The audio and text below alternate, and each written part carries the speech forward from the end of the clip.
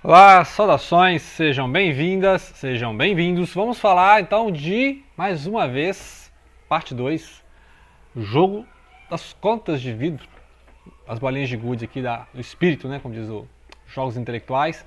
Hermann Hesse, que é alemão suíço. Alemão, ganhou o prêmio Nobel de 1946, hoje, 10 de outubro, dia em que foi anunciada a vencedora do Prêmio Nobel de Literatura 2024, sul-coreana Han Kang, que eu já li ano passado, né, a vegetariana, né, então está no canal, vou até deixar aqui em destaque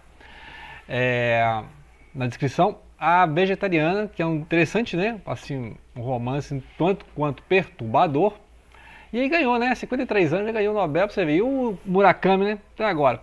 Muito bem, então vamos lá, literatura alemã e suíça e alemã. Hermann Hesse, que escreveu Siddhartha, conhecidíssimo, né? O Lobo da Steppe. E aqui é um livro assim que lembra muito Montanha Mágica, né? Eu já falei assim, e lembra muito aqueles diálogos lá do Dostoiévski, porque é um livro assim muito intelectual, muito erudito, né? E não acontece basicamente nada. Assim, não tem nenhuma conspiração globalista, não tem nada. É uma história de um rapaz que vai para um mundo que eu não sei se é uma distopia, uma utopia, ou distopia. É um mundo assim muito intelectual, né? Uma hierarquia intelectual, uma meritocracia intelectual, né? É uma torre de marfim, onde os intelectuais ficam lá estudando filosofia, matemática, música, né? Só os jovens da elite, né? Vão para essa ordem, tipo assim, né? Quase monges, né? São quase uns monges. E não tem vida social, não tem vida familiar, né? Não são casados. A renda é enviada lá pela família deles, né? Eles não trabalham ali para poder pagar os estudos. Então, muitas vezes os jovens estão ali ouvindo, né, esses cursos também são de famílias ricas, né, não precisam trabalhar, né, não são trabalhadores. Inclusive eles desprezam a planície, né, igual lá no Montanha Mágica do Thomas Mann, em que as pessoas que estão no alto da montanha, Berghof, elas desprezam a planície com seus negócios, seus comércios, suas indústrias, né, suas engenharias. E lá na alta da montanha é o pensamento livre, né, etc. Então tem um pouco disso aí. Aqui o Castalha, é esse mundo, né, esse Vaticano aqui, desses monges, e eles, não é exatamente um pensamento livre, mas é um pensamento intelectual, uma meritocracia intelectual, e essa hierarquia é a ordem, né, a ordem lá fora é o mundo plebeu, né, eu lembro o negócio do plebeu e do nobre, eu lembrei aqui do Wilhelm Meister, aqueles romances lá do Goethe, né, em que você tem os nobres e os plebeus, ou seja, os nobres têm posses, né? Os nobres têm castelos, os plebeus têm nada, só força de trabalho, né? É tipo os proletários hoje. E você tem os artistas e os não artistas, né? Então, o pior de tudo na história é que quando você é plebeu e não artista. Quando você é plebeu e artista, você tem uma ascensão social. E o nobre artista, ele muitas vezes financia outros artistas, né? Não é de bom tom para o nobre apresentar-se como artista, né? Você lembra lá do Orlando, né, da Virginia Woolf, literatura inglesa, em que os nobres não se apresentam como artistas, eles financiam outros artistas, né? Então, muitas vezes aquelas peças do Shakespeare, muitas vezes não é a do Shakespeare.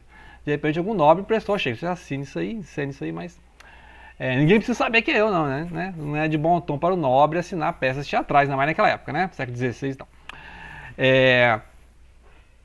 Interessante isso, né? Essas diferenças de grupos, né? Então você tem o intelectual e o não intelectual. Igual você tem na vida religiosa, você tem o religioso, o monge, a freira, o frei, e o pessoal que é esqueci o termo agora, os seculares, né? Os leigos, né? Ou seja, não são da ordem religiosa.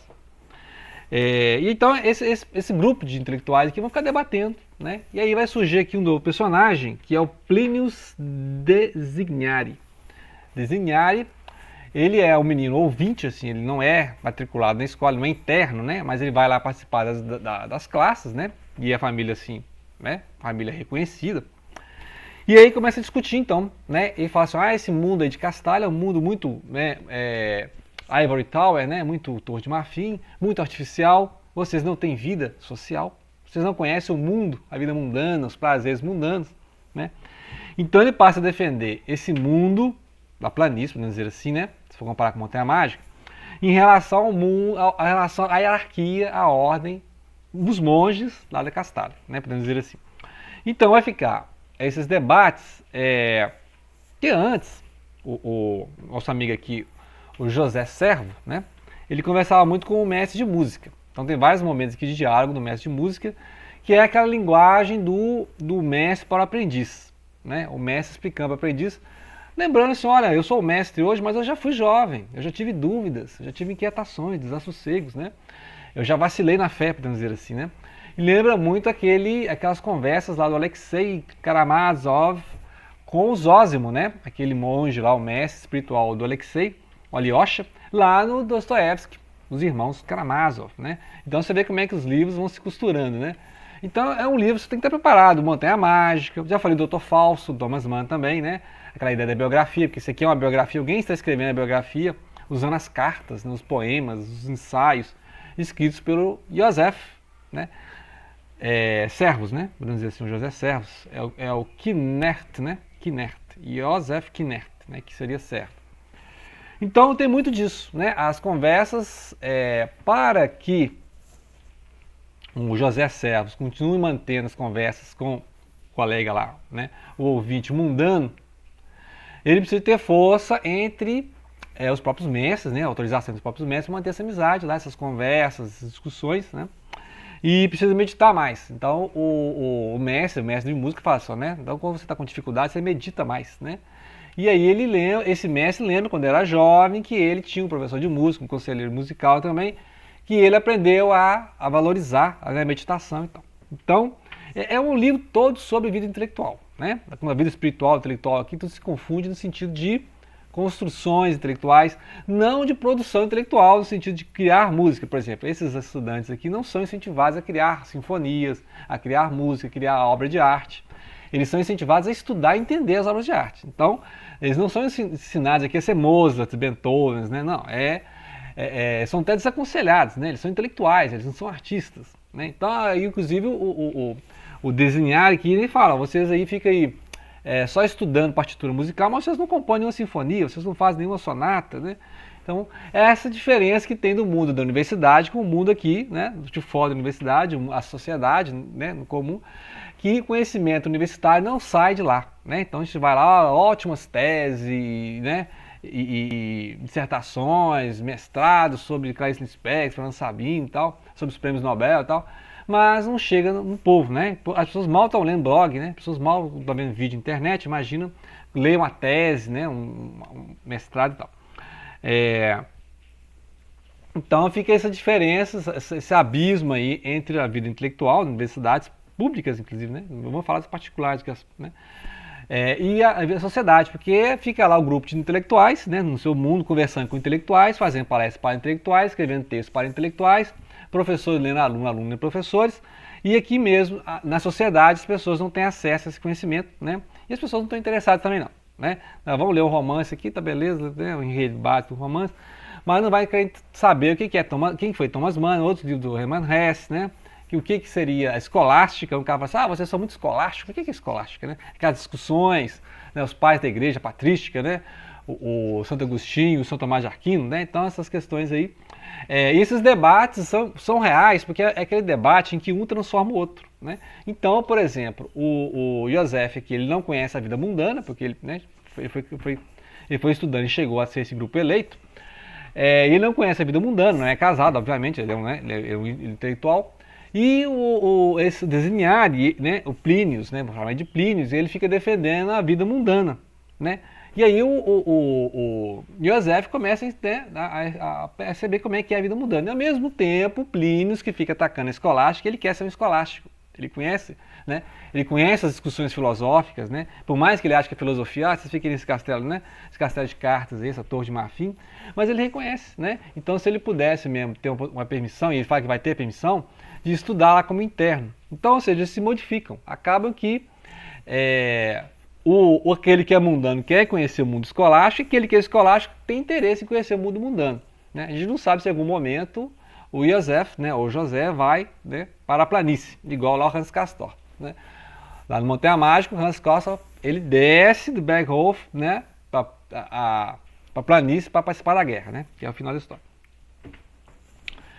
Então, seja, são vários assuntos, né, aqui, esses debates, essas discussões, são debates e discussões reais. Eu falei, por quê? Porque não é apenas um querendo imitar a internet, né, fazer corte para o seu canal, não. há uma transformação, no desenvolvimento do debate, ao ocorrer do debate, há uma mudança entre os amigos. E eles são amigos, né? Eles se respeitam, por mais que eles tenham, né, opiniões diversas, né, mas são jovens, talentosos, né? E essas discussões acontecem assim como acontece ali, né, nos livros do Dostoiévski. Você vê várias pessoas debatendo, né, a condição da Rússia no século XIX. E você vê no Montanha Mágica a questão da Europa, na época da Primeira Guerra Mundial, né, as vésperas da Primeira Guerra Mundial. No Dr. Fausto, né, as discussões sobre a música, sobre a filosofia. Né. E aqui também tem intelectuais, né, inspiração intelectuais, tipo Nietzsche, né, tem um auxiliar aqui, um amigo auxiliar do Joseph, que lembra muito Nietzsche, né? Então tem essas discussões aqui, ou seja, a diferença do intelectual para a vida comum, né? A mesma diferença da montanha mágica para a planície, né? Muito bem, então, o que mais a gente pode falar aqui? Não, tem milhões de coisas que eu anotei aqui, mas basicamente você pode fazer um recorte, né? Ou seja, como, né, é uma ordem, é uma hierarquia, isso aí surge quase como uma distopia, né? Ou seja, uma obra distópica ou é uma obra utópica, né? Porque na época em que o livro foi escrito ali, né, Segunda Guerra Mundial, imagina a complicação que era a Europa, o Hesse estava na Suíça, que é o cenário do Montanha Mágica do Thomas Mann, né?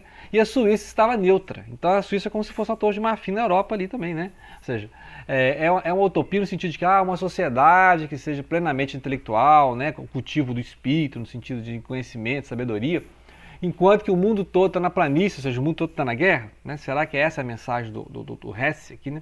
Nessa história? Ou a ideia de que esse mundo da torre de marfim é um mundo artificial, que as pessoas que não conhecem a vida, igual ele fala, né? Os estudantes não casam, não têm esposa, né? Inclusive tem raríssimos casos disso, né? De estudantes que passaram lá pelos vestibulares da vida, lá, né, em Castalha, e resolveram abandonar Castalha e ir para a planície, ou seja, casar, né? Ir para o mundo. Né? Aí casaram, mais esposa e tal, né? E passaram a trabalhar, coisa que os intelectuais aqui não fazem, né? Eu falei, os intelectuais são mantidos pela família, pela instituição, não trabalham, né? O único trabalho é o intelectual, é fazer esse jogo das contas de vida, né? Que aqui ele vai falar desse jogo, mas ele não vai explicar como é que funciona exatamente, né? Dizem que as pessoas aprendem filosofia pelo jogo, aprendem música, notação musical pelo jogo, né? Aprendem várias questões da vida prática e matemática através do jogo, né? Quando mais vai se tornar um mestre, né? Quando mais ele aprender, vai se tornar um mestre, que é o mestre dos jogos, que é justamente o nome, né? O Magister Lund, que é o nome dado, né, no inglês, né? Que é a biografia do próprio o José Servo, né? Ou seja, ele que é esse mestre dos jogos aqui. E aí eu lembrei, né? Então, na terceira parte do livro, né? A primeira parte é a introdução, a segunda parte é a narração mesmo, e a terceira parte é esses poemas e ensaios em que os estudantes são, né, assim, incentivados a escreverem sobre as próprias vidas, né? No sentido de autoconhecimento, imaginando que tivessem vivido outras épocas, né? Igual, por exemplo, né, na cultura hindu, na cultura budista, tem essa ideia da reencarnação. Que você, ou você, né? Depende do que vai reencarnar, né? Se não tem o ego. Mas, né, o espírito atravessa várias vidas, né? Podemos dizer assim. E a cada vida é diferente, cada época, né? Porque a ideia de eu, existe um eu para cada época. Então eles ficam imaginando assim, olha, você é um espírito atravessando, né, vários séculos. E se você pudesse lembrar de todas as suas vidas, né? Igual diz que o Buda, né, o Buda iluminado, na hora do despertar, ele conseguiu ver todas as vidas passadas, né? Então seria isso, ele vai imaginando, então tem 3 ensaios, 3 novelas dele aqui, que ele imaginando momentos em que ele viveu, né? E diz que até que ele escreveria um 4º ensaio, mas depois ele reuniu tanta informação que ele não conseguiu mais escrever, né? Ficou tão, tipo assim, você reúne tanta informação para escrever o texto que você fica sobrecarregado e fala, não tem condição de escrever esse texto, né? Então, ele teria um 4º ensaio, um 4ª novela, né? Depois a gente vai analisar aqui como é que são, porque é nessa época que ele foi estudando, ele foi escrevendo esses poemas, né? Como uma forma assim, de escape mental, podemos dizer, porque não é, né, dessa instituição, né, incentivo às artes. Né? Mas os jovens ficam ali, só estudando ensaios, filosofia e tal. Vou escrever um poema, vou escrever aqui um texto, escrever um conto, né? Não que seja do interesse da instituição, mas permite-se, né, como uma forma de que a ficção possa aliviar o peso do estudo. Né? Igual eles estão lá compondo músicas, mas é para eles mesmo, né? para treinar a notação musical, porque não há incentivo em que esses intelectuais sejam artistas, né? Não espere que vão surgir um Mozart, um Beethoven, né? Um Johann Sebastian Bach, não interessa para eles, né? Mas que eles conheçam plenamente as obras do Mozart, do Beethoven, do Bach, ou seja, uma crítica aqui, né? Ou seja, então você vai estudando a música, mas você não compõe a música. Você vai estudando literatura, mas você não compõe a literatura. Você é um especialista em Shakespeare, mas você vai conseguir escrever uma peça igual do Shakespeare, né? Então a crítica que tem aqui no livro, né? Então vamos continuar mais uns 2 vídeos, né? Sobre essa belíssima e erudita obra do Hermann Hesse, né? Que é o famoso, né? Pelo Lobo da Steppe, o Siddhartha, o Demian, né? Fica aí na lista de leitura também. Então é isso aí, obrigado pela atenção e não deixem de compartilhar.